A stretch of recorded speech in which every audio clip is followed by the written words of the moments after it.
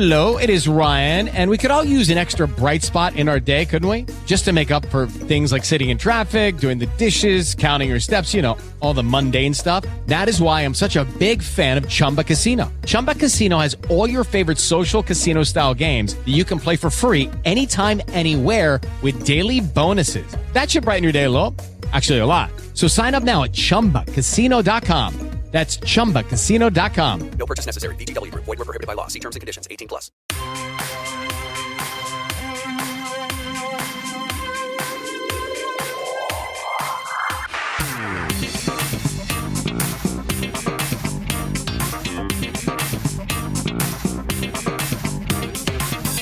Well, Christmas movies continue on the show. What we're looking at this week, sir? We're looking at Trading Places and Planes, Trains and Automobiles. The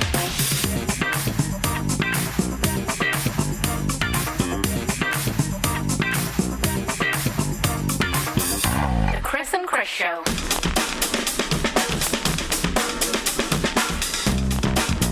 Hello, ladies and gentlemen. Welcome to the Chris and Chris Show. I'm Chris with a John Candy C. Oh, you've got an easy one. I forgot to look. So, I'm Kevin Chris Bacon. Kevin Bacon. I'm Chris with a Kevin Bacon cake. There you go. That's it. Come on, that's a good C and a K week. Kevin Bacon and John Candy. Come on. It's not very often you get that combo. A couple of 280 staples right there. Yeah, Trading Places and Planes, Trains and Automobiles. Two classic 80s Christmas, festive movies, let's say, because, you know, Planes, Trains is Thanksgiving, technically. Yeah, we've said this already, but, you know, we're British, and there's, like, it has a Christmassy feel. It's like getting home for the festive for the holidays. Period. Yeah. So there's a lot of snow, there's a turkey. It's Christmas to us, basically. As a kid, I probably never even considered that it wasn't Christmas, probably. Yeah. Because to be honest, they don't, like, overly mention well, kind of do. Like 2 or 3 times they mention Thanksgiving. Yeah. But like to a kid, you know, like to a British kid, I don't know. Until I was like 9 or something, I was like, is Thanksgiving just Christmas to Americans? Is that what they call Christmas in America? Yeah. Just got it all mixed up. See, I was thinking though, because like I was struggling with like, what else can we do that's not just like Die Hard or like doing Christmas horror movies because there's too much horror. This was a good suggestion because I was thinking about they're essentially almost the same. They got some of the same elements. It's 2 festive films about 2 people from different walks of life who team up and become buddies. Yeah, definitely. Yeah, it is, isn't it? It's like kind of, I don't know, there's a message there somewhere, basically, about just getting along with your fellow man or something. Exactly, yes. It's very uplifting. 2 very different films, though. Yes. So I guess we'll start with Trading Places. Yes. I had the most absurd nightmare. I was poor and no one liked me. I know what you're thinking. You see Paul getting best? We can make it, baby. Me and you. Dan Aykroyd and Eddie Murphy are trading places. Help! Help! Hey, I don't want your bag, man. Help! Help! Help! Help! I'll bet that man could run our company as well as your young Woodthorpe. Are we talking about a wager, Randolph? So Trading Places was released in 1983. It runs for 1 hour and 56 minutes. Directed, of course, by John Landis. It stars Dan Aykroyd as Lewis. Fuck off. Stars Dan Aykroyd as Lewis Winthorpe, Eddie Murphy as Billy Ray Valentine, Jamie Lee Curtis as Ophelia, Ralph Bellamy as Randolph Duke, Don Amici as Mortimer Duke, Denham Elliott as Coleman, and Paul Gleason as Clarence Beeks. It was 4th in the highest grossing films of 1983 in America, behind Flashdance, Terms of Endearment, and of course Return of the Jedi, which dwarfed everything. As it probably should, I guess. This was 4th at like 90 million, and like Return of the Jedi was like over 300 million, so as expected. Yeah, and the end to the trilogy and all that. Yeah. But yeah, it cemented Eddie Murphy as a movie star after 48 hours, and it broke the perception of Jamie Lee Curtis just being a scream queen. So what is the plot of Trading Places, sir? Oh, 2 rich arseholes, as a bet, Nice way to start. Basically, as a pet, devise a scheme to financially ruin a man whilst also lifting a criminal out of the streets in order to test a theory that money makes the man. I will say, though, as an early criticism for my synopsis, nobody learns anything, and the only people that are happy at the end of the movie are people with money. Yeah, pretty much. Yeah. I'll just tag that in. It's important. But, the old guys are worse.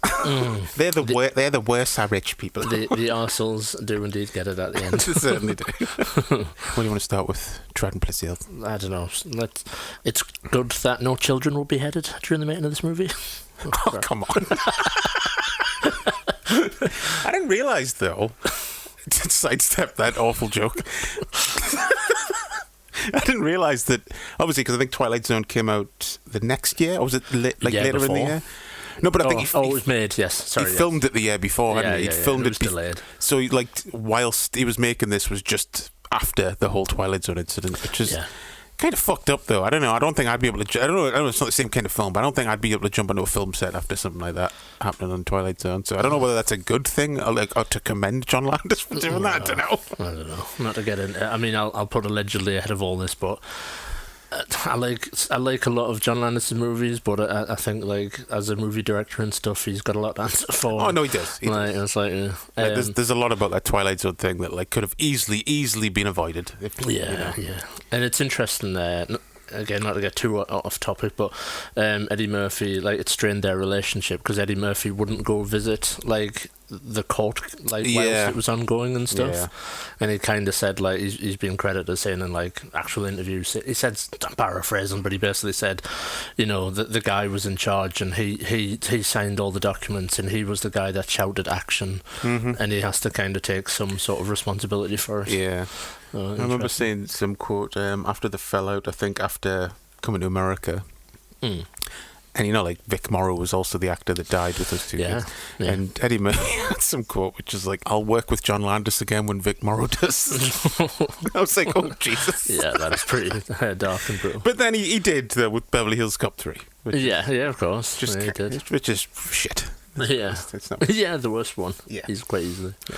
But yes, we're not here to talk about John Landis. No, but we kind of have to touch on that, I guess, because it is in that time period. Yeah, so it's so close after it. Generally, because I just wasn't thinking of it. It took us a few seconds to get what you mean. I was like, that's a random thing to praise about the movie. I was like, oh yeah, Twilight Zone. Just straight after it. Is this movie racist? It's not at that point. No, I don't think so. I just think I wish Dan Aykroyd hadn't done blackface. Well, that's the thing. It's when I was watching it, it got to that bit, and I was like, I could see someone having taken issue with that. Probably even then and now. Yeah. But I don't know. There's something about it that it's just ridiculous. It's why the fuck does he need that extra disguise? He doesn't even need to be there. Just because everyone's costume gets progressively stupider as it goes along. Yeah, it does. So I don't know. I can see he shouldn't have done it, I guess. But I don't think it's necessarily done to be offensive. I just think with the. I don't know, there's a few bits. We'll hold off because we'll talk about it when we get to the scene, I guess. I'll come back around to that point. But I just wanted to start there as a friend. Because I will say, having watched it back to back with Planes, Trains and Automobiles, I think that's the better movie out of the two, just in terms of tightness and stuff. Oh yeah.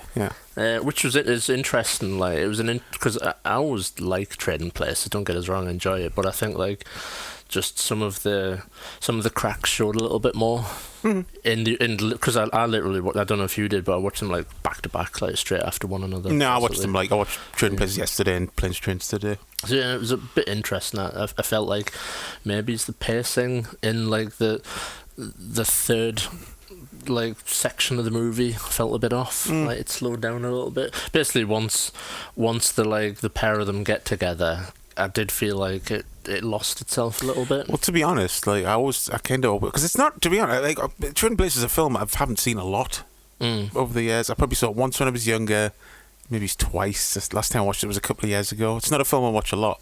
No. But I always think of The Train as the finale, and then there's another 15 minutes after that, and I'm always like, oh yeah, fuck me, what's this? It's quite a surprising runtime, really. 1 hour 56 for a comedy. For an 80s comedy, yeah. And I think it's, maybe it's the film needed 10-minute cut, some like not all at one, like you can not necessarily an entire scene, but like just trims here and there to like tighten its belt, and I think that's where like we'll get to it. But Planes, Trains is like a tighter movie for that because it, whatever it is, 1 hour 39 minutes or something. It seems like it's 1 hour 32. It's really, and we'll get to that though. But there's a whole there's like 75 minutes cut out of that film. Yeah, it's like they were brave enough and smart enough to be like, let's cut some of that out and cut some of this out. Yeah. But yeah, so like going back to like some of the positives, it's apparent straight away, and like Eddie Murphy's a star. In this movie, early in his career, and like you said, 48 hours, like this in 48 hours kind of cemented him. But yeah, I guess a lot of people, because did 48 hours just come out after this movie? I can't remember. Well, it came out. It came out before, but I didn't. I was reading up that he hadn't. 48 hours hadn't come out when he was cast in this. So yeah, you can just see straight away he's like. He shines in the movie. He's like got really good screen presence and like chemistry with all the actors he works with and stuff. And it's just one of them guys where like there isn't that thing where you like see one of his early movies and go, oh yeah, you can see the beginnings of it. It's similar like how I said with Chow Yun-fat. It's like Chow Yun-fat's on camera and he's just like he's there. He's a developed product. It's weird. Some people are just like made to be on screen, like made to be in front of a camera. It's crazy. And I guess maybe it's like some of his stand-up and stuff would have but that's going to help, Murphy, And years on Saturday Night Live. I don't know how long he was on Saturday Night Live, but at least a good couple of years, Yeah, so he had like time to like build his confidence and like, get his act right, basically. But yeah, he's really, really good in this movie. Like, he is. He's like easily the best thing.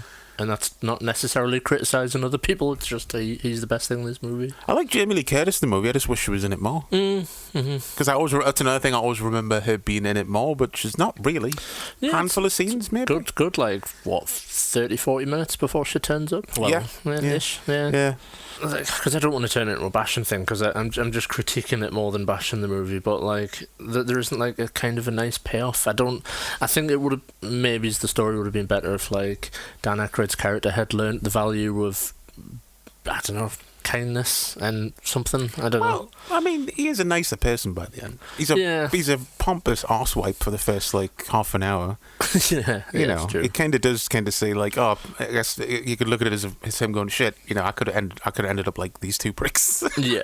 True. But you're right though. Like at the end, they're all just fucking loaded and happy. They just say like money is the root of happiness. Like what's the message there? And I just feel like if they'd done something a bit more with Jamie Lee Curtis, maybe it's like I don't know what though. Like she had a dying mum or something, and she makes them donate it to charity or something. Something. I don't know, just something. Yeah. She makes Dan Aykroyd a rent boy. I guess it's not that type of movie though. It's a comedy, so you don't need it to have this social message in it. And it's the 80s, you know what I mean? Yeah. Did you notice some of the? I messaged you and said like I've spotted Crazy Ralph from Friday the 13th at this time. Did you spot him? I did, like in the lineup outside the house. Yeah. See what I mean? He says good morning like he says you're all doomed. He's like, good morning. So he was a developed product as well. He certainly fucking was. Yeah. Did you notice a young Giancarlo Esposito? I did. Looking about 15. It took like a minute. It was one of them where I was like, who is he? Like, I think I recognised the acne on his face. Bless him. Yeah. He's got such a like recognisable face for he that. Does. Yeah, because at first, like, my brain was immediately like, it's not a young fish cakes, is it? And I was like, nah, it's not him. Definitely not him. And then it's like, yeah, of course it's him. Just for a new listener, we mean Lawrence Fishburne. Every time he gets a different fish-related nickname. It's either fish burgers, fish cakes, fish fingers. But yeah, there's a lot of people in this movie. Like Frank Oz. Yeah, the cop, Yeah, like unmistakably turning up. He just sounds like Fuzzy Bear, basically. I think Frank Oz is just fucking John Landis's Lucky Charm or something, because he turns up American Wealth in London. I think he's in Spies Like Us as well. Yeah, just random, innit? Just mates, I guess. Yeah. Because it's not like he plays a pivotal role or anything. No, it's always just a little cameo, like he's the doctor and... No, what is he? He's like the British... He's like the American ambassador or something in American Wealth, But yeah, you got... James Earl Jones' dad is in this at one point. Oh, was it his dad? I thought it was his brother or something. No, I'm pretty sure it's his dad. Who, he wasn't like, well, he's not massively famous to us, but I think he did like loads of westerns and shit like that. Oh, okay. He had a big career beforehand. But yeah, there's a lot of names in this movie, and obviously not to mention like Ralph Bellamy and Don Amici, like massive careers before this. Yeah, and like what was it? Don Amici hadn't done a film since like 70s or something, right? I think it was longer than that. Like, maybe the 60s or something. Yeah, just like a massive break. Yeah, and this kind of got him stuck. After this, he did like Cocoon and stuff like that. Yeah, he was like the go-to old guy for a bit, really. Yeah. Like old of course, actor. you probably look him up and he was like 48. Yeah. You're like, Jesus. Yeah, I did like carefully look up some of these people like when I was watching the movie, like how old were they? I was like, okay. Like, there's none of that in these movies. I think like people are about what you expect them to be. Although just because like we grew up with Eddie Murphy movies and stuff, like he's always younger than you think. Because I think what was he like 21 in 48 hours or something? So he's like under 25 still here, which is crazy. Yeah, that was pretty mad. Yeah, considering like his stand-up career and his Saturday Night Live career and stuff. Yeah, he was already like well into his entertainment career at this point. Yeah, crazy. But I guess the first like kind of first big comedy scene is like Eddie Murphy's banter in the jail, trying to convince them all he's like Bruce Lee was his teacher and all that stuff, which is funny because I saw an interview with Eddie Murphy. I was like went through a whole big thing a few months ago of just watching shitloads of like David Letterman interviews from like the 80s and 90s, and then I watched all the Eddie Murphy ones, and he does mention in that he was a big Bruce Lee fan. Like a huge Bruce Lee fan. That was one of his main inspirations and stuff, and he does quite a good impression actually. Like the battle cries, I'm like, that's quite spot on. Yeah, I feel like he does that more than once, right? That whole thing. He does it in another film as well somewhere. Maybe, yeah. Like the whole like doing kung fu, but like he doesn't really know kung fu, like taking the piss. I just feel like that's something. It might be Golden Child. That's the only film I can think of that he would do that. Yeah, but good scene. It's always one of them where there's like multiple films where it's in prison, and like I don't know, I feel like I've seen quite a few films over the last few years where there's a prison scene. Trying to think what else. There's another film.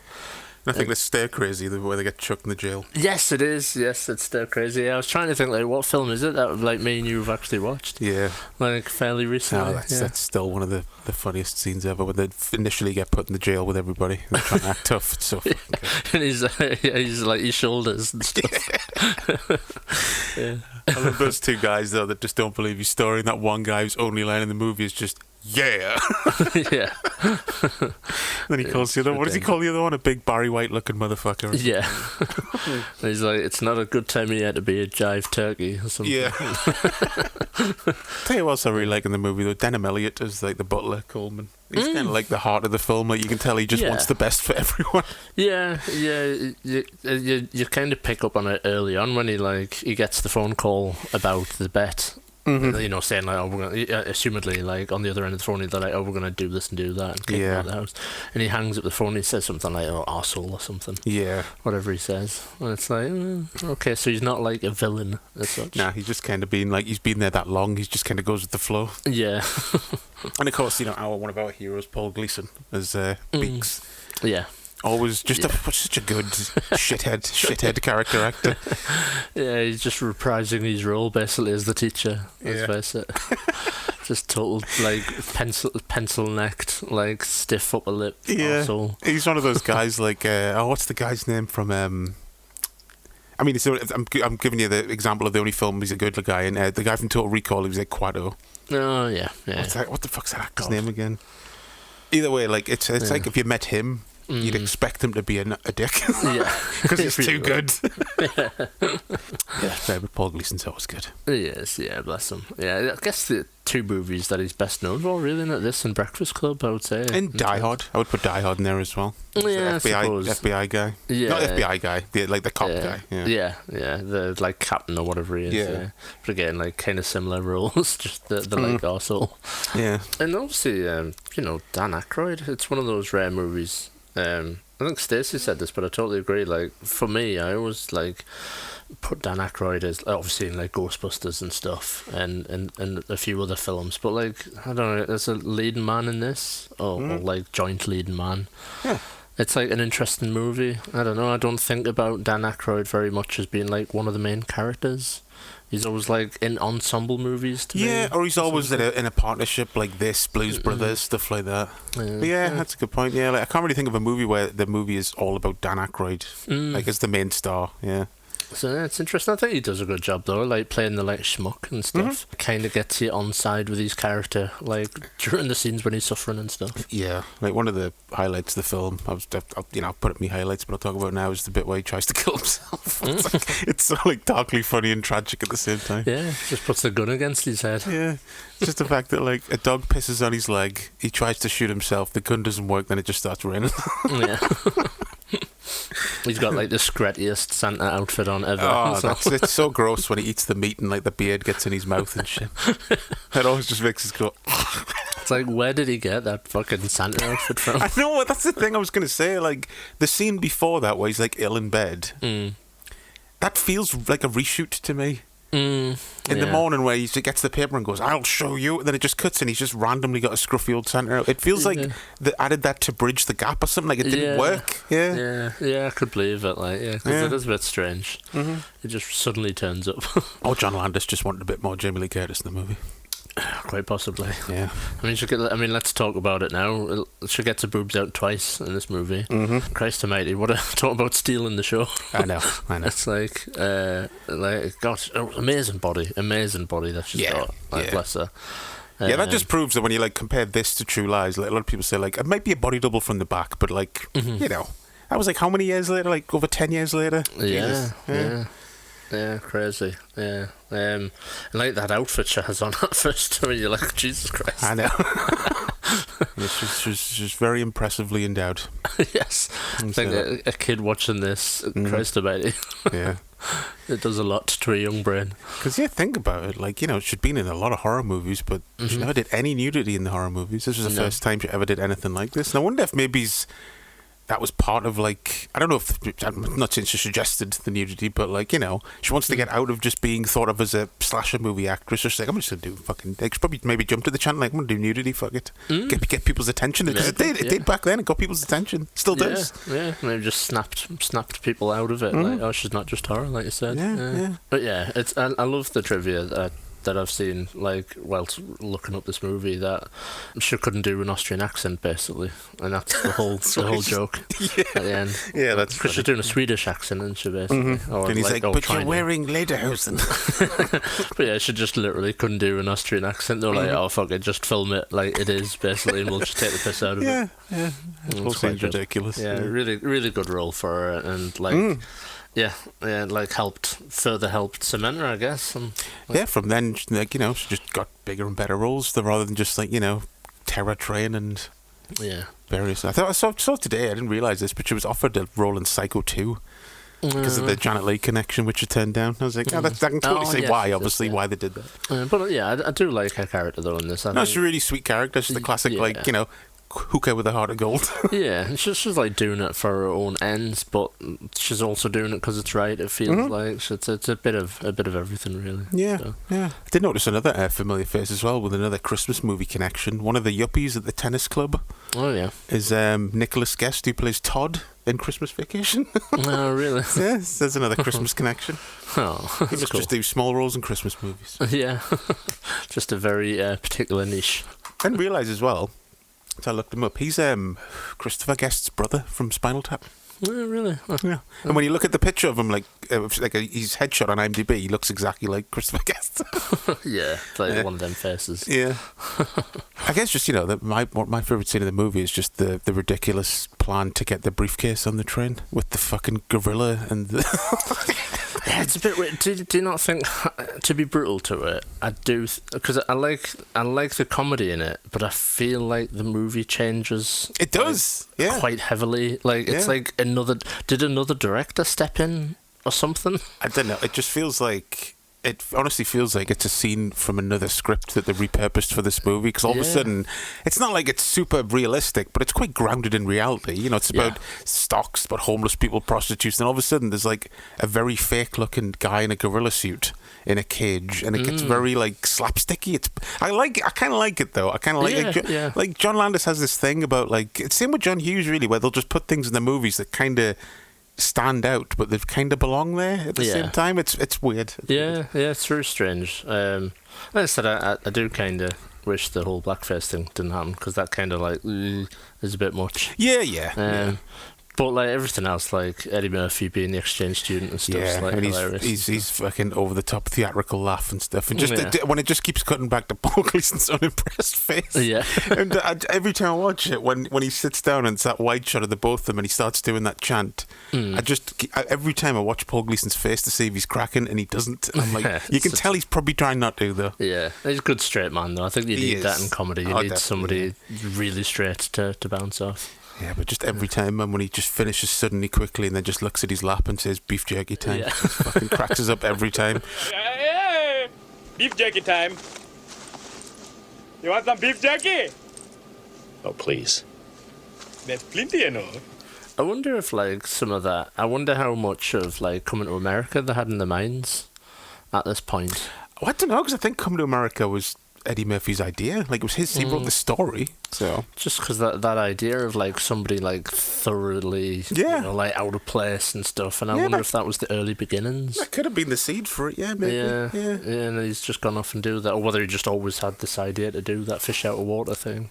Speaking of which, as well, something I always forget about until I watch Coming to America again is the Duke brothers cameo as homeless guys in Coming to America. Yeah, which links these films together.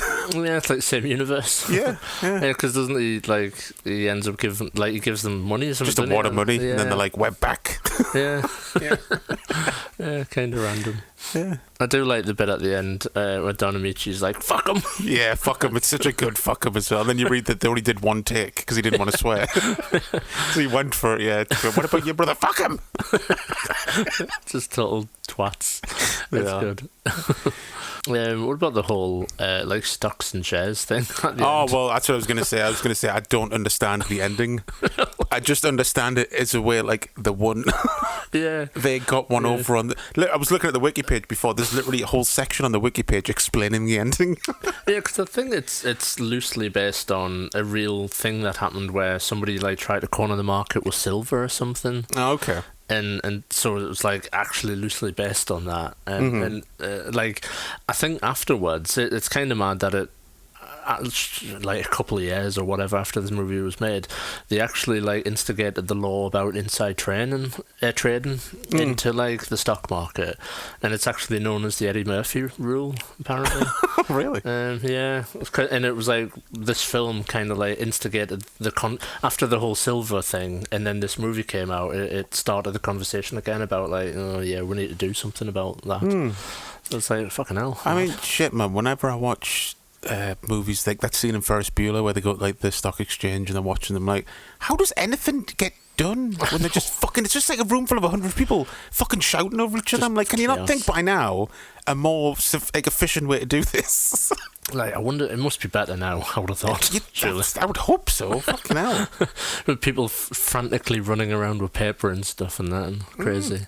But yeah, I do not get the ending. Like I said, I follow it. I understand that something good is happening to them and something bad is happening to them. They've got one over on them. They've given them a fake piece of paper and got one over on them. There you go. That's all you need to know. Yeah, totally. It's just such a I don't want to say complex because it probably isn't when you know the ins and outs of it, but it's like kind of an out there thing to put it for your finale of a comedy. So that's what I mean about just overall the movie. Like, you know, a scene ago, you had a man getting like raped by a gorilla, and Jamie Lee Curtis all dressed up in lederhosen and doing a daft accent, and then then the movie just gets straight back on track to like stocks and shares, business time. So it's a strange film for that. Like, I will say that the gorilla bit is stupid, but the bit where they look behind them and the gorilla shakes its head, and then the fucking the eyes widening, and there's just a sudden cut to the next scene. I fucking cracked up at that. Is that the bit when like the guy says, "Oh, the black one must be the female"? Yeah, and then he's like, and it just cuts. Fucking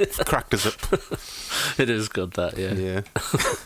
But what about highlights then? There's some cool scenes, like, in there, like the suicide stuff and that is like dark, but like kind of makes you feel thoroughly like for him, basically. Yeah. I think for me, like, yeah, the bit at the end, I think we kind of already covered it, like we always do. But like Don Amici just shouting "fuck him" like, is like a particular highlight for me. Something about the way he does it, just totally brutal. Yeah. Jamie Lee Curtis getting the boobs out. Am I allowed to pick that? I mean, look, we don't mean to be fucking pigs about this, but she's got great boobs. I mean, what else can we say? We're not being chauvinist and shitty about it. It's like, anyone could look at that scene and go, wow. Yeah. But yeah, there's so much. It is a great like film to watch over the Christmas as well. Like the kind of, it doesn't hit you over the head with Christmassiness. No, but it's like but kind it's of there. I think like this and Brewster's Millions would be like kind of a good double bill of like money and how money changes people's lives. Yeah, and definitely. stuff. Yeah. It's funny though, because like growing up when we did like during the 80s and 90s, this would be like the Christmas film your parents would watch when you went to bed. When like the adult Christmas film. Yeah, it's a bit much. It's too much for the youngins. It's got F words and titties in it. Go to bed. Yeah, one of my highlights of just classic quick Eddie Murphy, like comedy genius, and it's just like a throwaway bit. But when Dan Aykroyd's in his office planting all the drugs. And he comes in and he picks up the phone and goes, "Security!" And then Dan Aykroyd just pulls the gun and he goes, "Merry Christmas!" Just like, yeah. Yeah, there's quite a few good like Eddie like Murphyisms. And it's like the bit when he breaks the fourth wall. Oh yeah, that was my next bit. Yeah, when he's like, "That's a bacon, lettuce, and tomato sandwich." He just looks at the camera like, "What the fuck?" And again, it just catches you out of nowhere. It does. It's like, what the fuck? Yeah, but really, really good. Like, was that Eddie Murphy? Probably. Like that's his influence on the movie because I think John Landis has done that a couple of times. Has he? Yeah, I think so. Yeah. I think there's definitely one in Coming to America, and there might be one in American Werewolf in London. Because that bit in American Werewolf in London we were talking about, where I said when he reaches up, and it almost looks like it's when he's turning, and it looks like it's supposed to be in 3D. I'm like, is that a fourth wall break? Yeah. Maybe it is a John Landis. Never really thought about it, but yeah. It's just a cool moment though, like, definitely. I love that bit as well when he just ends the party by just stopping the music and going, "Get the fuck out." Just how brutal it is and to the point. Yeah. Tell you one thing though, that fucking song in that scene, that "Do You Want a Funk" song. Yeah. Like it's quite like a historic song now for like disco and of that period and stuff. But I have heard it in another movie. And I don't know which fucking. And every time, this time when it was in the, I was like, "Oh, it's this song," but this is the film it's famous for. It's famous for being in this movie. But I've heard it in another movie, and went, "What's this song again?" But and I've looked. I even found a database of like where songs were used in movies. Nothing looks familiar, and it's something I've watched quite recently, I think, as well. Yeah. So it's either a TV show, an episode of a TV show, or a movie. So if anyone knows where that "Do You Want a Funk" song is used elsewhere, apart from Trading Places, let me know. There should be a website for that sort of thing. I mean, there is, but every film I was like, I've never seen that. I don't know what that is. Trading Places, yep, seen that. Probably like, it's not a Mandela effect, is it? No, I don't think so. No. Like, the annoying thing is, I can hear the point in my head where the song stops and the scene changes. That's the weird thing. So I'm like, it's so like locked into my head, but I don't know what film it is. I don't know. I hate it when this happens. Yeah. Weird. Because like I said, it's mainly known for being used in this film. Yeah. This is where it got popular, from being used in this film, I think. I did write in my notes just about that scene. Like, I guess it is 1983, but filmed in 1982, I guess. But they're having like a super 70s party during that. Like that whole scene, I just thought, like, fuck me, everything looks proper 70s in that scene. Like, the music feels proper 70s, the clothes. I'd say, it is like early, it's still disco. That music, it's like early 80s disco. Yeah, so. It's like fair play, I guess, but it just feels like, I think, like I said literally in my notes, I was like, they are having a super 70s party. I'm not going to sound like a prude here, because we have just talked about how much we enjoyed JLC's breasticles, but just that weirdly leering shot on that woman getting naked, I was just a bit like, come on, John. Yeah, it's a bit creepy. Yeah, I think I don't know if it's the first girl that takes her top off, but there's like a wide shot, and she looks the most awkward person ever. Yeah. She's like dancing like somebody's dad. It's like, oh no, dad at a wedding. They've hired her for her boobs and not her dancing skills. Definitely, bless her. Don't know, something about it looked awkward as fuck. But it is good though. I like moving more into like maybe some quick criticisms again. I think it's good that Eddie Murphy that scene establishes that Eddie Murphy is starting to like change his character a bit, because like when he kicks people out and stuff, he's like almost like gaining more respect for his stuff or something, like whatever the message is there. But I don't quite feel like Dan Aykroyd has that as much. Like I said at the head of this, like I just wish there was a little bit more of Dan Aykroyd learning the value of not having money or something. Well, I mean, it's kind of different for the both of them. I mean, I think he becomes a bit more tolerant. Like, he's quite shitty to Jamie Lee Curtis's character when he first meets her, and he's got, like, massively no patience for her. But once she starts, like, taking care of him when he's ill, he kind of softens then and realises, I'm being a bit unreasonable. But also, though, I hate that Dan Aykroyd drops the N-word, like, when he wakes up. Does he? Yeah, and he I'm trying to find where the line is, because obviously the N-word's dropped 3 times in this movie, and twice by Don Amici's character. Like, absolutely, I'll have it, because he's supposed to be a vile piece of shit. But yeah, when Dan Aykroyd wakes up, I can't remember where I've written it, but he shouts like the N-word basically, and pounces on him and strangles him. Oh yeah. And I was like, I wish he hadn't kind of done that in that scene, to be fair, because you're supposed to be at that point in the movie, you're supposed to be now empathizing.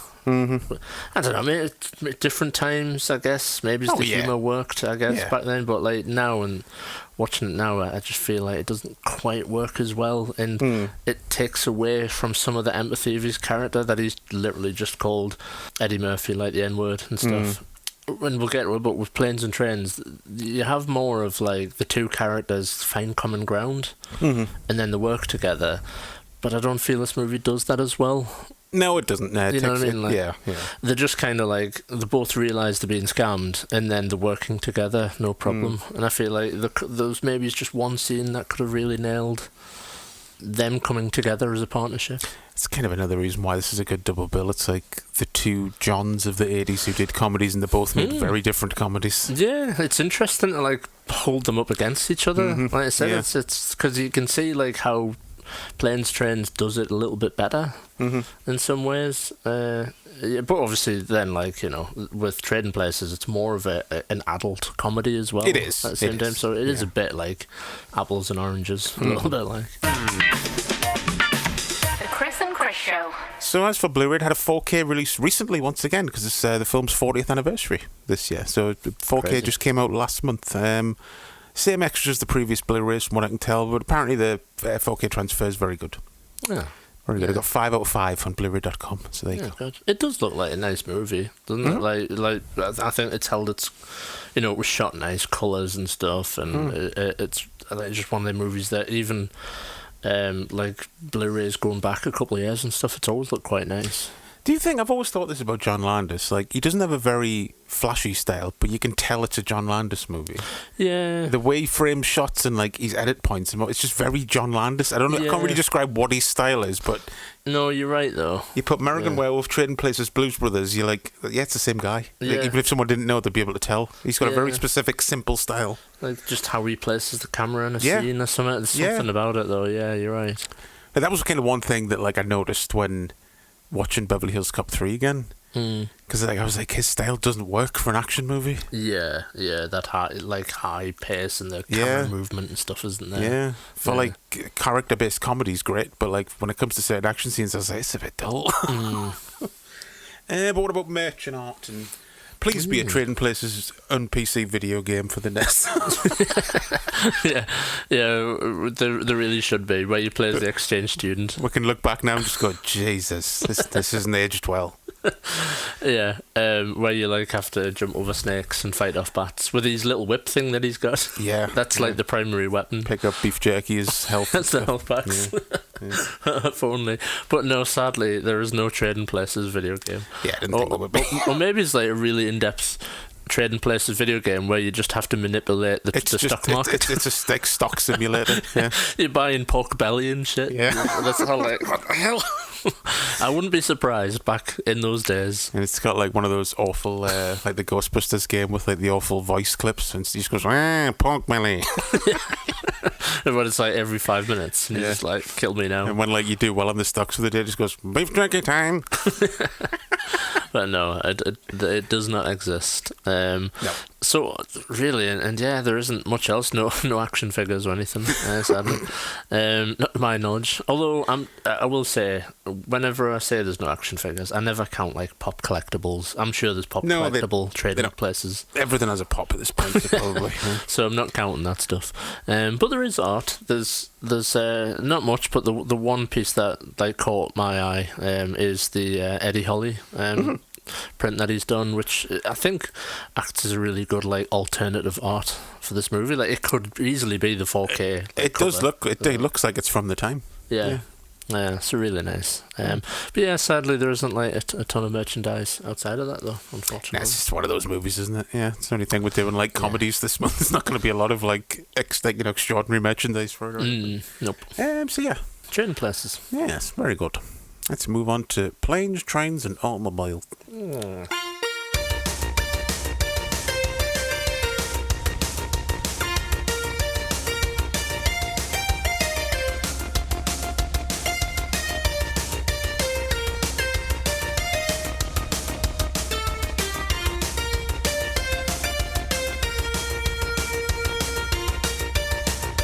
Planes, Trains and Automobiles, released in 1987, with a runtime of 1 hour 33 minutes. Very tight movie. It certainly is.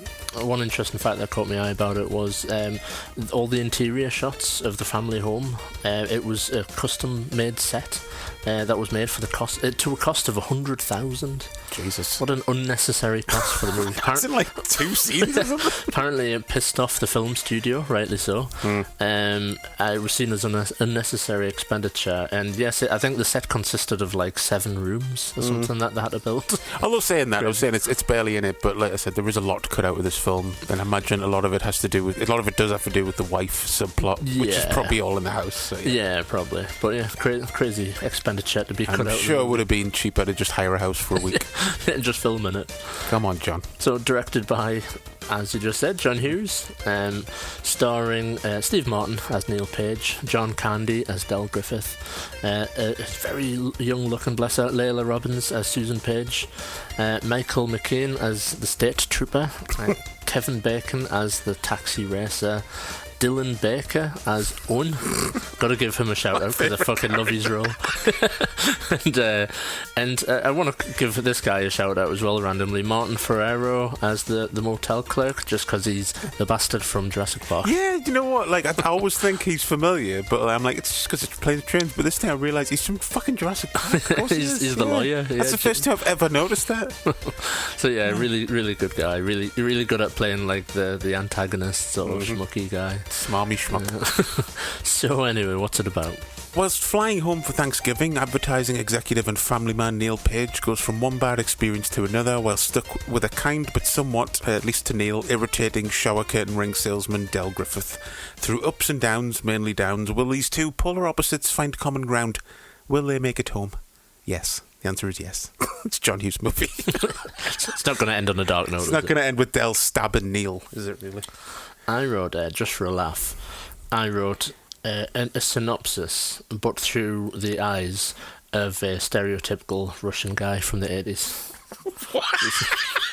So just to mix it up, so I'm not going to do the accent just to be so I'm not like racially insensitive or anything. But a rich, successful American must travel home for yet another American holiday.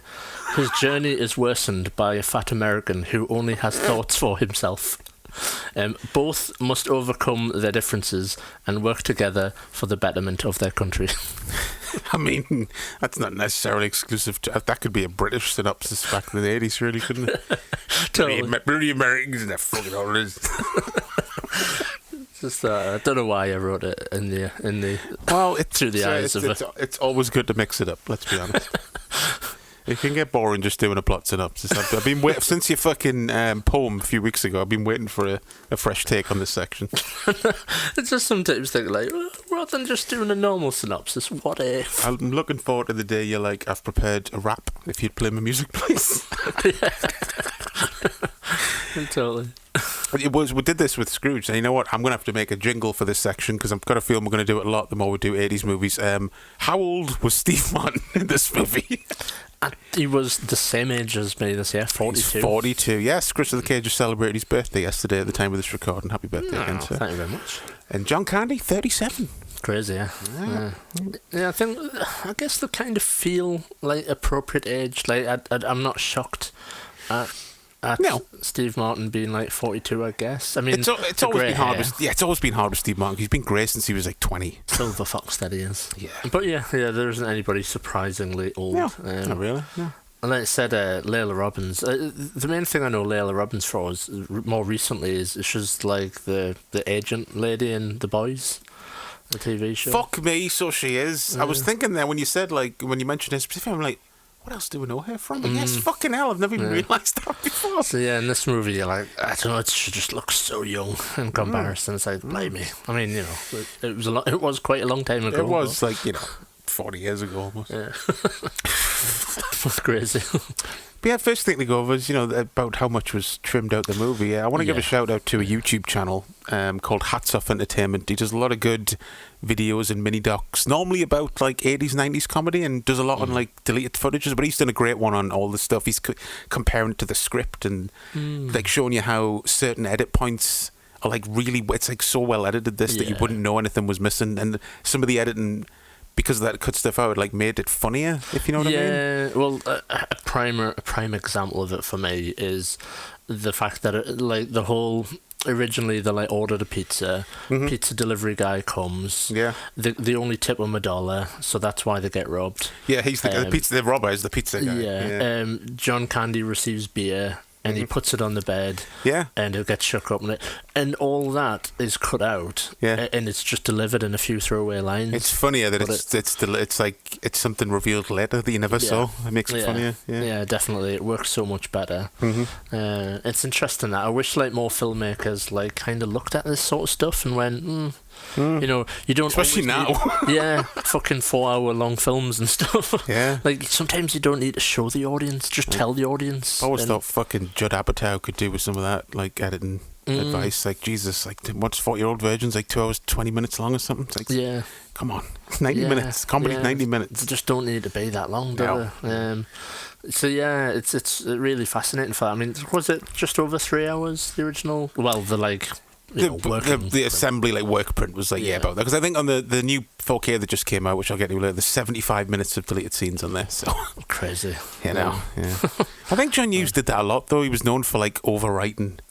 Well, why not? Yeah, get as much down, and then be brave enough to go, what? Nah, let's cut that out. I think there's a lot of cut out The Breakfast Club as well. There's a lot of deleted scenes on YouTube I was watching a few weeks ago, and it's quite surprising how much was cut out with that film. Does it make sense, doesn't it? It must be the worst thing ever as a movie maker to get in the editing room and think, oh, I wish I had done this, but you haven't got the footage. Yeah, it's much better to just have more footage than you need and pick and choose. Yeah, more to play with as well in the edit when you're editing. Yeah, because there's another bit that they point out in that documentary when he gets bumped down to coach instead of first class. Cuts to him just going, "Is this a coincidence or what?" That wasn't originally like that either. But that edit makes it much better. Yeah, I think it was a long shot of him walking down, then spotting his seat, and then realising he was sitting next to him, and then he said that. But it works so much better, that smash cut to just John Candy's face. Yeah, and John Candy's face carries a lot of this movie. It does. Yeah, his reactions and his face and his smile and stuff. So many moments like that where it just cuts to him. And it's fucking hell. It's just so good because of it. Let's talk about the Kevin Bacon cameo quickly, though. Yeah. Because John Hughes made a movie with Kevin Bacon called She's Having a Baby, which came out. It was shot before this, but came out the year after. And the scenes of it in this on the TV. But I'm sure I read once that he's supposed to be the character from She's Having a Baby, because he also plays, doing a bit of research, an advertising guy in that. Right. But it doesn't make sense that he's the character from that movie, but the scenes from that movie in this movie, so I don't know. The weird thing about it is, and I don't know, obviously it's hard for us because Kevin Bacon's so famous and, and he just sticks out, but just something about his character in this. He does stand out a lot. Yeah. Like, it is weird. Like, I could believe that, to be fair, because it's just something about the scene. He's not just like a random dude. No. You almost feel like his character is going to be reoccurring through the movie. Mm-hmm. Like, there's going to be a scene later in the movie where he steals like a train again. Yeah, steals the last seat on the train or something, or because of you never see him again in the movie, obviously, and it's like, that's interesting that he's just.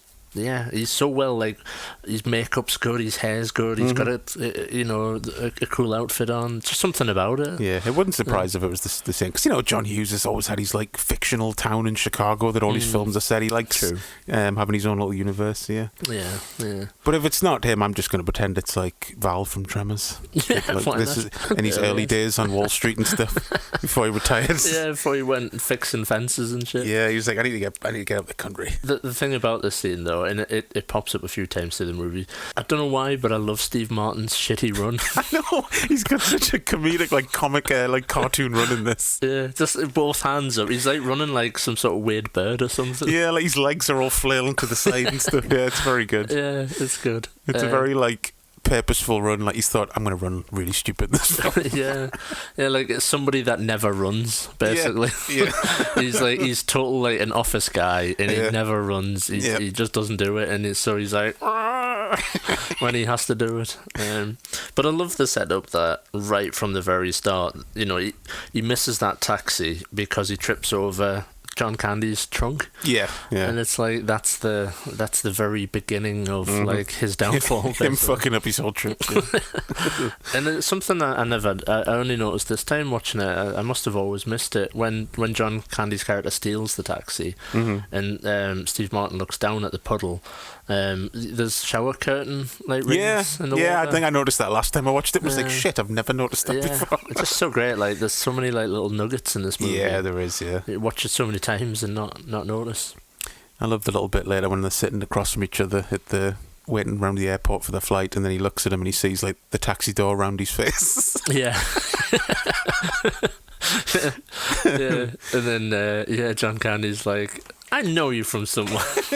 You stole my cab. I've never stolen anything in my life. Yeah, it's such a great exchange. It is, yeah. Because it's what is mad about this movie, obviously, is that it's massively carried by just them two. Mm-hmm. It's such a rare thing. There is a decent-sized cast to this movie. Yeah. But then again, it's all about them two, basically. It's those two, and it's a lot of bit parts. Everyone else is like bit parts, really. Yeah.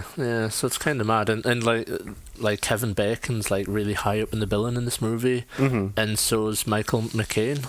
Yeah. Even though he's in it for like a 5-minute cameo, but he's like on the post. I think he's like on the original poster or something. His name's like fourth billing or something. Yeah, well, I mean, this is like post Footloose, so Kevin Bacon was a big star at this point. Yeah. And Michael McKean's always been like quite well respected. Spinal Tap was a huge movie. Yeah. One of them just guys that pops up. Yeah.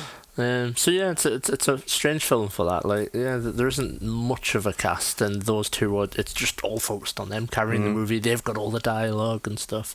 But what a wonderful job the pair of them do, though. Yeah, I don't know if this is still the case with Steve Martin, but I know they've both said, at least like John Candy said before he died, that this was his favourite movie he'd ever been in, and Steve Martin said that before, and you can totally see why. Yeah. They both got a lot to be proud of in the movie, especially, like I was going to say, the first like big dramatic bit when Steve Martin just has a bit. I mean, it's funny in parts, and then it gets more serious. But like when Steve Martin just loses his temper and has a big go at John Candy, and just the look on John Candy's face. Yeah, it expertly does it. This movie, you feel bad for both characters at different times in the movie. Yeah. It's kind of weird. You empathise with both characters and you feel bad for them at different times. And because Steve Martin's like absolutely justified. Like, John Candy's character's like a horrible twat. You would not want to share a hotel room. He's very annoying. Yeah. But then, like, as soon as he spurts all these venom and hate at him, you just immediately feel so bad for John Candy's character. You're like, oh no. Yeah, like, okay, you needed to say something, but you should have stopped yourself like 5 minutes ago. Gone far too far. Yeah. I think when John Candy says like, I like me or something, and it's like, oh. Yeah, but just that shot of him just selling all that like hurt in his face, like I do think John Candy's one of those guys that if he hadn't have passed away, he would have eventually had some big breakout, like, dramatic role. He would have done, like, a Tom Hanks, I think, and done more serious movies, because he was a good actor. Oh, yeah. Yeah, definitely, yeah. I mean, he was in, like, he had that small one, like, JFK. So that could have been more of a starting point from the shift into more serious stuff. But yeah, it's just a shame he passed away. He was so good, John Candy. I think Steve Martin's said in an interview about this film, again paraphrasing, but he kind of says, like, this performance is, like, very, like, indicative of who John Candy was. Like, he was a lovable guy, but there was trouble there as well in his heart. Like, he had, like, a past, and you know, he was a difficult character to be around sometimes, but he was, like, a kind and sweet and amazing person. And it's kind of interesting. Yeah. Yeah. It's always the same though with those guys that like those funny, lovable guys. They've always got a bit of a like vices or a bit of a dark side. I know John Candy liked his drink and he's. I don't know if it was drugs. I don't think it was specifically the drugs with John Candy. I think he just like food and drink. You know. Yeah. I think he was a heavy smoker as well, maybe. Yeah, definitely heavy smoker and heavy drinker, and I think they just kind of unfortunately caught up with him basically. Yeah. But it's such a good role. And obviously, like, the emotional centre of this movie of them, like, having to work together and, you know, like, the journey they go on together. I feel like they're both, like, better people by the end of it. Well, the famous scene that always gets used in a lot of stuff when he loses, when Steve Martin loses it at the lady, the car booking agency. Such an expertly delivered barrage of swearing. It's very good. It's the like very precise pronunciation of fucking that always gets me as well. Yeah, I'm trying to think. I've got it like written down somewhere where he says like, "You can start by rubbing that smile off your rosy fucking face." When she's all chirpy and stuff, and like, "How can I help you?" Yeah. I always like her as well. Love her and Ferris Bueller. Probably my favourite character in Ferris Bueller. Yeah, and the fact that she turns it around, obviously at the end, she gets the the last word. Yeah, she's like, "You're fucked." And stuff. I think the bit that always tickles me. I don't know why. I think it's just the way Steve Martin says it when he's like, "A fucking car that isn't fucking there." That's such a tirade. I think didn't that scene literally get this film a higher rating, basically? Yeah, it would have. Yeah, yeah, most likely. Yeah. And obviously you couldn't edit that down. It had to be those words. Basically. Yeah, because you know what fucking films used to be like in the early 90s, late 80s over here. Like, how the fuck did they dub that for TV? Did they just cut it out? Scene, maybe, yeah. It's kind of one of those things I can imagine a censor looking at it going, "Oh, just cut it out." Yeah, like, nope. ATV version, basically. My other big favourite moment of the film comes after that, though, where he's still in a mood, so he just gives shit to that guy, knocks him out, and then picks him up by his nuts. yeah. When John Candy's like, "Have a heart," he's like, "Help pick him up," and he's like, "No, no." Yeah, and it's just these fucking squinty face in the next scene in the car. And these silly like high voice. Yeah, that's another thing where it's like in this film that seems out of place, but it works. There's the comic high like helium voice. Yeah, it picks its moments, this movie, for being daft, because I think there's the high voice, and then I suppose the like when John Candy's dressed as the devil. I was gonna say that's your favourite bit of the movie. I know it is. It really is. That's one of your favourite bits ever in a movie. It is. I fucking love it because like Steve Martin turns into a skeleton. Yeah. And then when he looks over at John Candy, and it's just the fire and stuff. Like sort of theatrical laughing and stuff. Yeah, it's such a good scene. That it's brilliant. Yeah. What about? I mean, I already mentioned him, but the Gus's son character. Oh Jesus! That's the first time I saw this as a kid. I thought that was the funniest bit in the film. Just the fucking needless. Wiping his spit and that. Gives Gary Busey a run for his money in Under Siege. Oh yeah, that is gross. So he wipes his mouth and then shakes Neil's hand. Yeah. Apparently that was like a kind of like Steve Martin didn't know that was going to happen. You can kind of tell on his face. It looks like a genuine like, ugh, and he does it. Yeah. And then obviously the like very stereotypical like rednecky bit where he's like, "Get your lazy ass out the car." Yeah. She's small and skinny, but she's strong. First baby came out sideways. The pair of them are just mortified by it. I just love the like old-fashioned way of John Candy's like, "I want a trooper." Yeah, good stuff. One thing I did notice as well, I think this John Hughes must have been mates with this guy, but did you notice the you don't see him, but like when Steve Martin gets off the bus to get his rental car, and you hear that guy's voice, which I'm positive is the guy from Weird Science. Yeah. With the deep, the one that's like, in the family juice. Oh, yes. I fucking love that guy's voice. It's insanely deep. Yeah, it's just random that you hear him from. Yeah. Like you said, you don't see him, but you just hear his voice. I'm sure he's cause he doesn't speak, but I'm sure he's the truck driver at the start of Terminator when Arnie arrives. I'm sure that's him as well. Yeah, just that guy, just like one of those guys from the 80s. Where you're like, what's that guy? What's his name? I don't know. Just pops up and stuff. Yeah. Another bit where I wanted to mention for like Candy's acting, which is a bit more comedic, but he does have a lot of like.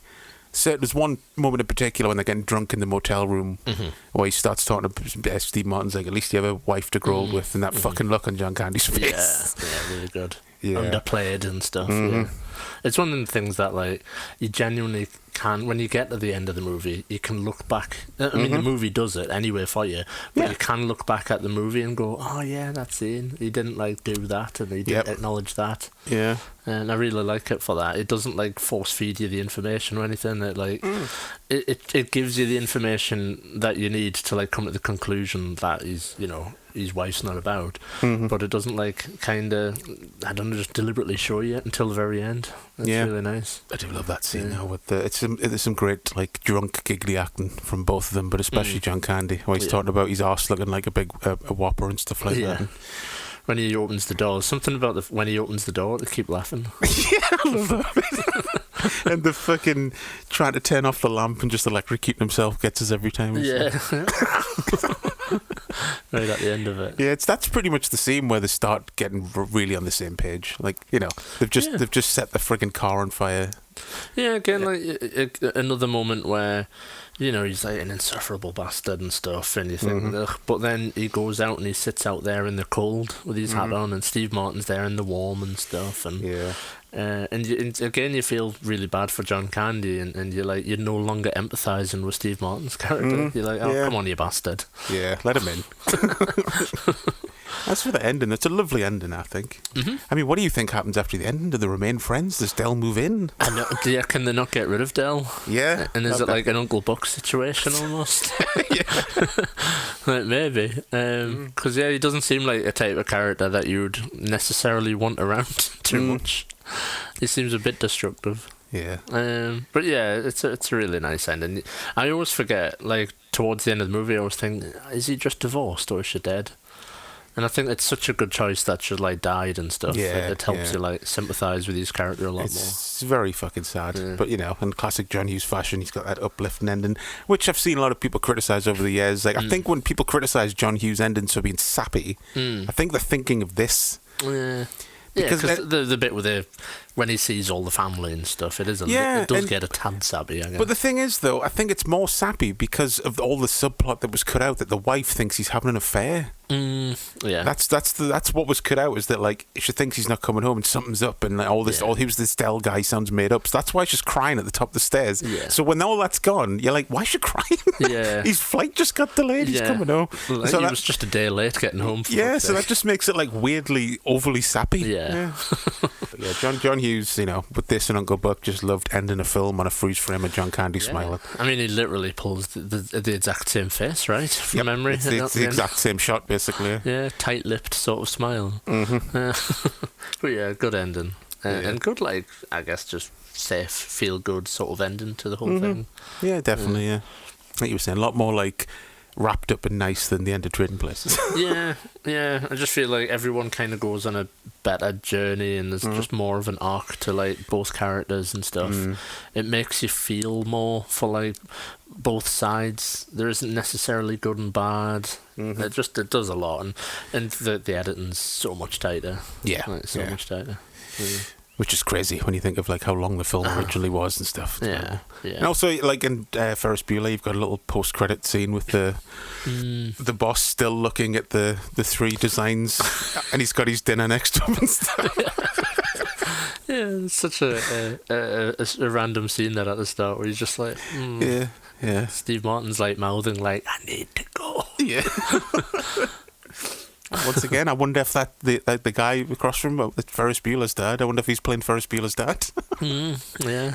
Because they never really say what his dad does in Ferris Bueller. No.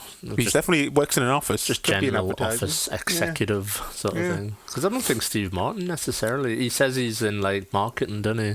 He's supposed to be wherever it's written up as he's an advertising executive. Because that's what the guy's looking at, like 3 different separate advertisements. True. There's comedies back then though, like Chevy Chase and National Lampoons. Yeah, it's always like the guy that works in a corporation. Yeah, just a thing in it. I like to think that all these people just work for the same place, same company. That would be good. And like somewhere like down the corridor, Chevy Chase is like working on like breakfast cereal and stuff. It could be, both John Hughes. So. So what about highlights we haven't talked about? My highlights are I've just got Owen, Candy's the Devil, and Picked Up by Nuts. And also the frozen dog. I don't know why that cracks me every time. that's another bit as well that I was like, I think Landon loves this bit. Yeah. I don't know why. Just again a bit of silliness, but they're both frozen, and you think you're already laughing at the fact that they're frozen, but then the dogs are like. I mean, those classic moments in John Hughes movies where you're like, that's totally out of left field, but I'm all for it. It's fine. I don't mind. It's not silly. It's fucking hilarious. Yeah, definitely. Yeah, I think as always, we've kind of covered all the highlights really for the movie. Yes, I don't have any major criticisms about the movie. No, not really. Like I said, if I had to really, really be brutal, it would be the sappiness at the end. But there's reasons for that, really. Yeah, it's not really like it wasn't planned to be like that. It's just what were they going to do? They couldn't edit round the wife being upset or like looking teary, So and I think I mean, I don't know, maybe I'm wrong. I suppose if some 19-year-old watched it, maybe they would have a different lens on it, but I feel like it's aged quite well. I think it has. Nobody looks super 70s or 80s. People kind of dress generically, and it's just about trying to get home and trains and planes being late and breaking down, and it's all stuff that's like relatable. Well, that's what I was going to say. It's what I think reading up before, there has been a few remakes on the cards in the past, but...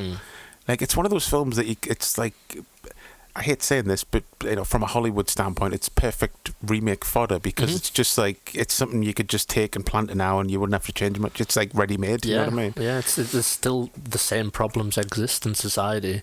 Yeah. Getting home during the holidays and trains getting cancelled. If anything, you could probably do more with it now because of all the restrictions on airports and not being able to get a Wi-Fi signal and all. There's more jokes to tell within that framework. Yeah. I did see one that was like a remake. One of them was Will Smith and someone, I can't remember who, and the other one was a remake with Adam Sandler and Drew Barrymore. And I'm like, no. Oh, Jesus, imagine. They've done enough fucking movies together. Let's not fucking ruin Planes, Trains and Automobiles. Yeah, I think that's the thing. If they were going to remake it, they would have to cast somebody that's right. That's like likeable. I don't know. I couldn't. Basically, there isn't a John Candy out there. It would be Chris Pratt. Oh yeah, and Jack Black. There you go. It'd be Seth Rogen. He'd be all like and stuff. I gotta get home, smoke some weed. And I'd be all like, and he doesn't work for an advertiser. He works for like a weed dispensary company or something. Don't give them ideas. Instead of them getting drunk in the motel room, they just get fucking monged on weed. Yeah. Oh, it's not even funny. You can have that. You can have that one set if you're listening. Somebody's literally going to listen to that. Some Hollywood exec has AI that monitors podcasts. Just give me an executive producer credit. That's all I ask. They're going to have that idea. The Chris and Chris Show. But as for Blu-ray, 4K came out in 2022. It contains the 75 minutes of deleted scenes, bunch of featurettes. Sadly, though, according to the review, the transfer is dog shit.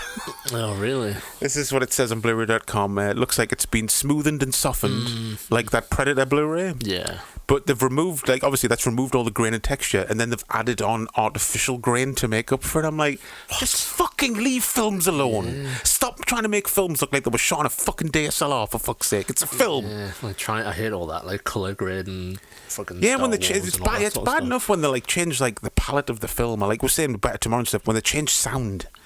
But it's like when they fucking try and smooth it and make it look slick. It's like it's a film. It's supposed to have grain. It's supposed to have texture. Yeah, because there are bits in this movie that it's it's like, I'm not knocking the movie, but it can be quite grainy. There's some shots where it's like, it's not like the best shot movie in the world sort of thing. So it's like, to try and remaster and remove that stuff is just like a stupid idea, basically. Yeah, I wish they would just stop doing it. I always figure that's over with now, but even with like 4K, they're still doing it. And it's like, when it comes to 4K, you don't want to lose even more fucking detail. You know what I mean? You're supposed to have more and more. It's supposed to look a bit grainier. Yeah, it's so weird. Anyway, but it's good the deleted scenes came out. It's a shame that it's attached to a shitty looking version of the film. But yeah, it's something I've never really done. I know there's like quite a few YouTube videos on it, isn't there? Like where I've seen over the years a compilation of all the deleted scenes. I'll have to like sit through them one time. Yeah, I would watch that. I said that guy on YouTube called Hats Off Entertainment. He's done a lot of good. All his videos are worth watching, but he's done a few on planes, trains, and they're definitely worth watching for the.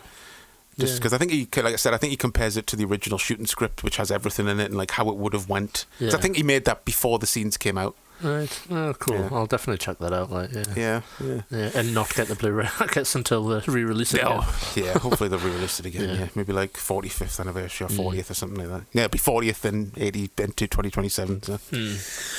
So what about poster art and stuff? Yeah, so there's quite a few floating about. I'm pleased to say. I think out of the ones like my favourites, there was two artists worked on it together. It's J.J. Harrison and Bill Galvin.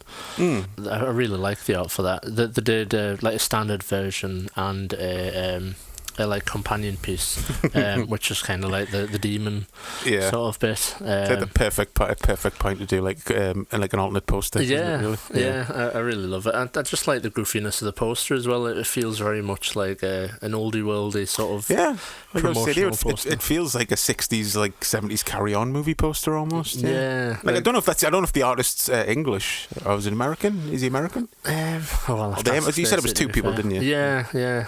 I'm tempted to say English. English, Stacey. She sat near it, so. Are those two English? She's Googling. Like J.J. Harrison lives in Utah. He lives in Utah. I just figured they might be British because of the just like very Ealing fucking like Carry On look it has, but I guess it's just like an old fashioned like late 60s type poster. It looks like the art's like overstated a little bit, like the proportions are all like all over the shop and stuff in a good way. It reminds us a little bit as well of those. You ever seen those Japanese Jackie Chan posters for like Snake and Eagle Shadow and Drunken Master, where he has like big heads and like long legs and stuff? It's just, exactly. It's the same sort of thing. Like kind of comically overdone, but in a good way.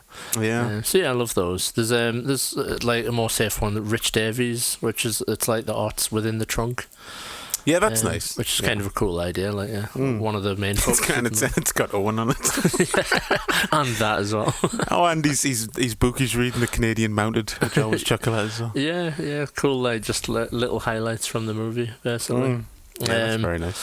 And Sam Gilby's done one as well, which is more just like traditional, sort of just the two headshots. Yeah, like a nice British quad poster. Yeah, very nice. So they're the ones just wanted to highlight. Obviously, as per the last movie, no video games, sadly. Planes, Trains, Automobiles. One where there's like a driving section. Maybe it would be a good idea. It's like a game made up of loads of little mini games. Exactly. Yeah. And so there's like a little driving section, but there's like a button bashing bit where you go run through the airport. Yeah, why not? It'd be interesting. And sadly though, it's something that's definitely worth mentioning now is no like love for John Candy figures. I feel like that's a missed opportunity in the action figure world. It kind of is. Like a John Candy like series of action figures, like an Uncle Buck. Like no, not like high end. Like even NECA could do it. Well, the thing is as well, if you want a figure with like lots of cool accessories, Uncle Buck would be perfect. Mm-hmm. Yeah, like drill and everything. And ball and ball, drill, golf club. Yeah, and like very different looks. Like you've got this movie, you've got Uncle Buck, but then you've got this movie, Planes, Trains, where you could have him in the Parker and stuff, like big blue Parker with these big kids, like his big trunk. Yeah, and then you've got like Home Alone with his yellow, like is it like a duster or something jacket he's got on or something from him? It's just like one of those like bomber jackets. Yeah, but I just feel like there's quite a few movies where you could like do a very unique looking John Candy character. I'm surprised nobody's like done that really. Yeah, just wait. I mean, it's that what's that company that did like the Bela Lugosi and the John Wayne and stuff like that? Yeah, Caustic Plastic. Yeah, it seems like something they would do if anyone was going to do it, because they don't seem to have like a specific genre or style they're going for. They kind of just do what they want to do that would make a good figure. Send them a fucking email. Just start harassing them. Do John Candy. I would buy the shit out of them though anyway, if anyone did some John Candy figures. The Chris and Chris Show. Before we go, do you want to have a quick John consensus? What's your favourite John Landis movie? Yeah, it's probably Coming to America, to be fair. Yeah, I would say between that and American Werewolf. Yeah, it's obviously it's difficult because they're both very different movies. Yeah. But I just always forget how much I like Coming to America when I actually watch it. I always think, you know what, I do fucking really like this film. I like Animal House as well. Because John Landis is one of those guys, when you look at his filmography, you're like, fuck me. Like Animal House, Blues Brothers, Trading Places, like American Werewolf in London. It's just like he had like a shitload in a row. It's insane. Yeah, it's one of them. Like, I know, like we kind of joked, and John Landis definitely has some culpability for some things that happened during the making of Twilight Zone. I'm sure he kicked himself like for many years over the whole thing. I'm sure he did. But he's such a big name in Hollywood, and just the films that he's responsible for is kind of crazy, really. Yeah.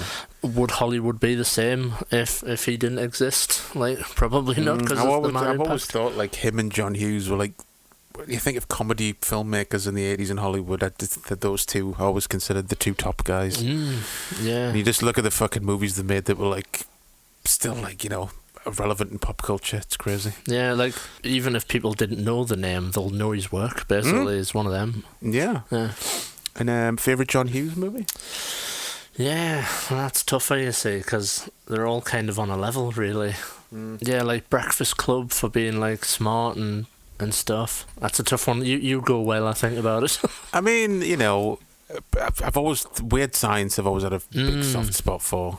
Even though, it is just a big fucking boys' fantasy silly movie. Yeah. Let's make a chick. And it's kind of weird when you watch it now when they're supposed to be like 15 and shit. But, probably like Uncle Buck's probably my favourite. Yeah. This and Uncle Buck, I would say. The two ones he did with John Candy. Yeah, true. And it's like, is that partly just because of John Candy? Well, it's a big part of it, yeah. You know what I mean? Like, what a combination. Yeah. It's a shame they didn't do more stuff together, obviously. Yeah, like what could have happened if we had. Yeah. If both of them were still here. Yeah. It's one of them where, God, I could have picked between like Planes, Trains, Weird Science, Breakfast Club. Like bloody hell, what a whole bunch of movies. I'll be hard pressed. It depends what kind of mood I'm in, really. Well, yeah, it's true. I even think like as the years go on, like I've kind of mellowed. And I know obviously his involvement was there with Home Alone and stuff, but like he wrote Home Alone. But I've like mellowed on Home Alone. Like it definitely has the John Hughes stuff there. Oh, it does, yeah. And the John Candy cameo, and that's my favourite part of the movie. Yeah. I don't know, it just cracks us up every time, which is like Chicago, Sheboygan. Very big in Sheboygan. Yeah, so I mean, the stuff like that very much feels like a John Hughes movie. Yeah. So yeah, maybe it's this one, Planes, I don't know. Maybe it's just because I've just been watching it. But there's no wrong answer. Yeah, that's what I mean. It's a tough one, really. Yeah. Like it depends. I think it's like that one of them things where, like, if you asked us, like, what's my favourite Evil Dead 1 or 2, it's like, it depends. Yeah. I kind of chop and change over the years. Depends on your mood, yeah. I have never seen that movie I was talking about before, that She's Having a Baby, that he did, that came out after Planes, Trains. Oh, right, yeah. And I know that, like, just reading up before there, when I was trying to figure out if it is the same character, it totally underperformed and, like, kind of really disappointed John Hughes, because it was his most personal movie he ever made. Yeah, kind of like a passion project that went wrong. Kind of bombed, yeah. He was kind of a bit heartbroken about that. Yeah, it's always sad, isn't it? Yeah. Because I remember watching a Q&A with Kevin Smith once, and someone asked him what his favourite John Hughes movie was, and he said She's Having a Baby, and you could tell the person who asked it was very confused and disappointed. I was expecting him to say like 16 Candles or Breakfast Club or something. Like one of the big ones. But I think it's probably one of those movies where, like, once you've had a kid, and you're married, and like you watch that movie and you go, shit. I think it's kind of one of those movies. I guess it's like a dangerous thing as a filmmaker, though, isn't it? Making that movie that's like close to your heart and stuff, and that passion project sort of thing. Because it's like, if it goes wrong, it could be like quite crushing. Kevin Smith kind of did that with Jersey Girl, didn't it? That was kind of his. She's having a baby. Yeah, that's kind of what I was thinking about in the back of my head. Like directors who have kind of done that and like and been like disillusioned with Hollywood, because like John Carpenter's like not in a similar vein, but like, you know, poured his heart and soul into a movie and then it's not like kind of been a smash hit, and then he's kind of like, oh, fuck off Hollywood. Yeah. And I think it's a similar sort of thing. Like, it's like, oh, be careful like pouring your heart and soul into a movie, because if it doesn't work, it might kind of break you. Yeah. As well. Yeah. But yeah, I was going to say a John Candy movie, but that kind of covers it, didn't it? Like, you know. Yeah, it's not Wagons West or whatever that movie is. Wagons East. Yeah, that's it. Not that one. Great Outdoors has its moments, though. Speaking of combining the two with Dan Aykroyd and John Candy. Yeah. That was kind of at first. I had to quickly remind myself, because I was like, who made like a Great Outdoors? I was like, it wasn't John Hughes, was it? No, I think John Hughes wrote Great Outdoors. Yeah. Didn't direct it, though. It's one of them confusing things where, like I said with Home Alone, your brain automatically thinks John Hughes, and it's like, well, no, Chris Columbus. Have you ever seen the John Hughes movie that never... I think it was maybe the last film he directed that no one talks about anymore, called Curly Sue? No. With Jim Belushi, like as a homeless guy with a young daughter. No, I liked it. I honestly haven't seen it since I was a kid. I liked it when I was a kid. Yeah. Yeah. Oh, shit. Oh, my God. Is that an idea for in the new year? Like a John Candy / John Hughes sort of thing or something? It's kind of mad we've never covered... This might be the first time we've ever covered a John Hughes movie, right? We're not done Breakfast Club or something? No. Weird Science? Nah. Really? Well, probably no. I don't even think we've talked about them in the end reviews, because I haven't went that far back. Oh my God. Well, there you go. It's an eye-opening couple of weeks for us. We haven't done that. What the fuck? That's what we're doing in the new year, then. Yeah. Well, there's plenty of stuff I want to talk to you about for the new year. Yeah. A lot of specials we could do. Yeah, definitely. Including one particular month. I know you'll know I'm talking about a certain actor with a prominent mustache. We could do a special on. It's not Tom Selleck. Burt Reynolds. Oh, of course, Burt Reynolds. How fucking dare you have to think about that when I say a mustache? I don't know, my brain for some reason was like, Richard? Well, we could do that. I'm up for that. That's a weird way my brain works. He did pass away recently. We should pay tribute to him in some way. Don't know why my brain went straight to him. Okay, we'll do a Richard and Burt Reynolds crossover month. But yeah, it's kind of scandalous that we've not done Reynolds, to be fair. Yeah, well, that is something we've definitely kept saying for like 3 years now. We should do more Reynolds movies. And I've done a whole list of like certain times, and it would have been his birthday this February, so we should do it in February. Yeah. February should be Reynolds month. Well, I did go on, like, I think earlier this year I went on a whole Reynolds binge. I got like 8 of his films, so I've got them all lined up ready if we do want to watch them. So. But as for next week, because of like how it all works out dates wise and stuff, next week will be Cannibal Christmas 3. Hey.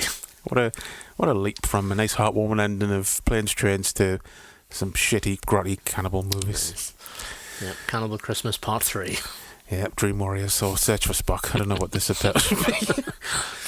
I don't even know what the films are going to be yet. I still haven't figured that out, but I'm sure you'll know if you follow us on social media, which you can do at The Chris and Chris Show on Instagram.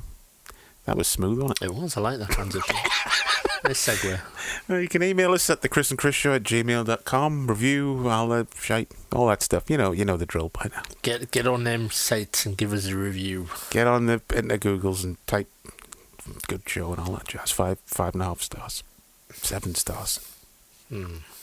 Go beyond the rating system. Go beyond the rating system, exactly. Email the place that you're rating and go, it's not enough stars for this show. So. Rage Against the Machine. Good band. Not just being in terms of like, I know. So yeah, until next week, folks, I will see thee doing the spit. Yeah, see you on the heap. Bye.